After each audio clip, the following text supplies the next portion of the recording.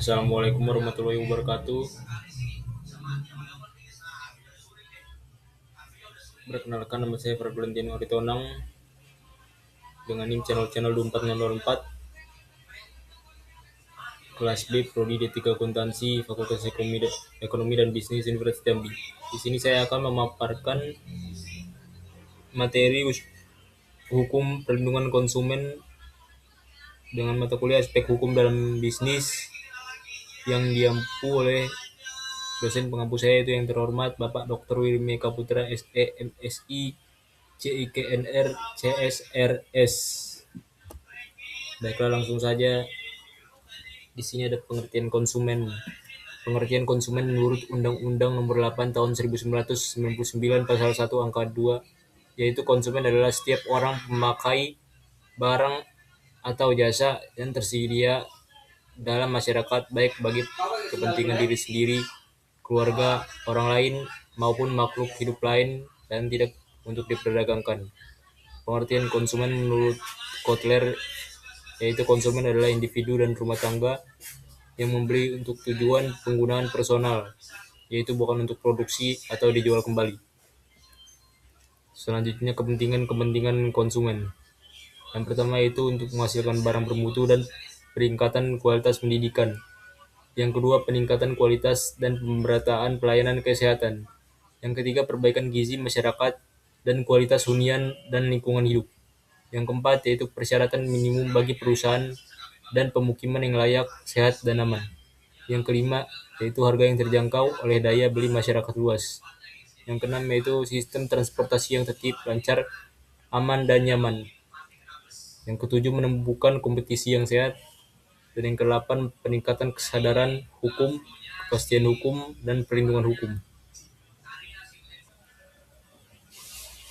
Selanjutnya itu hak-hak konsumen yang tercantum dalam Undang-Undang Nomor 8 Tahun 1999, yaitu yang pertama, hak atas kenyamanan dan keselamatan. Yang kedua, hak memilih barang atau jasa serta mendapatkannya sesuai nilai tukar dan jaminan. Yang ketiga, hak atas informasi yang benar, jelas, dan jujur. Yang keempat, hak untuk didengar pendapat dan keluhannya. Yang kelima, hak untuk mendapatkan advokasi, perlindungan, dan penyelesaian sengketa secara patut. Yang keenam, mendapat pembinaan dan pendidikan konsumen. Yang ketujuh, mendapat kompensasi, ganti rugi, atau penggantian jika barang atau jasa tidak sesuai. Dan yang kedelapan, hak-hak lain yang diatur dalam peraturan perundang-undangan. Selanjutnya itu kewajiban konsumen. Yang pertama, membaca dan mengikuti petunjuk informasi serta prosedur pemakaian barang atau jasa demi keamanan dan keselamatan. Yang kedua yaitu beritikat baik dalam melakukan transaksi pembelian. Yang ketiga, membayar sesuai dengan nilai tukar yang disepakati. Yang keempat, mengikuti upaya penyelesaian hukum sengketa perlindungan konsumen secara patut. Yang keenam, hak-hak. Selanjutnya itu hak-hak pelaku usaha, yaitu hak untuk menerima pembayaran sesuai kesepakatan. Yang kedua, hak mendapat perlindungan hukum dari tindakan konsumen yang beritikat tidak baik. Yang ketiga, hak melakukan pembelian diri dalam penyelesaian sengketa konsumen.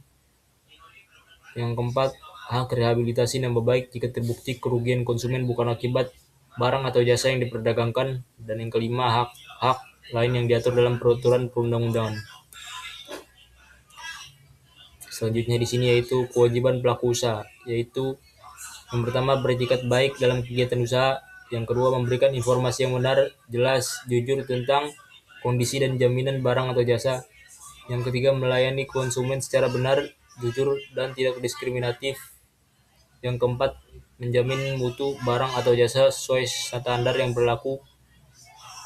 Yang kelima, memberi kesempatan konsumen menguji atau mencoba barang atau jasa serta memberi garansi. Yang keenam, memberi kompensasi atau ganti rugi atas kerugian akibat penggunaan barang atau jasa. Yang ketujuh, memberi kompensasi atau ganti rugi jika barang atau jasa tidak sesuai dengan perjanjian yang terdapat dalam pasal 7. Selanjutnya di sini yaitu tahapan transaksi konsumen. Yang pertama, tahap pratransaksi, yaitu konsumen dalam proses pencarian informasi. Dan kedua, membutuhkan informasi akurat tentang karakteristik barang atau jasa. Lalu hak untuk mendapat informasi atau right to be informed. yang sangat penting. Yang kedua itu tahap transaksi. Konsumen melakukan transaksi yaitu jual, beli, sewa, dan lain-lain. Lalu kedua belah pihak harus beretikat baik. Dan yang ketiga, tahap purna transaksi, yaitu tahap purna jual atau after sales service, dan penjual memberikan garansi atau servis gratis dalam periode tertentu. Selanjutnya itu asas-asas perlindungan konsumen yang tercantum dalam pasal 2 Undang-Undang Nomor 8 Tahun 1999. Yang pertama yaitu asas manfaat, yaitu segala upaya perlindungan konsumen harus memberi manfaat sebesar-besarnya. Yang kedua, asas keadilan, yaitu partisipasi seluruh rakyat diwujudkan secara maksimal dan memberikan kesempatan yang adil.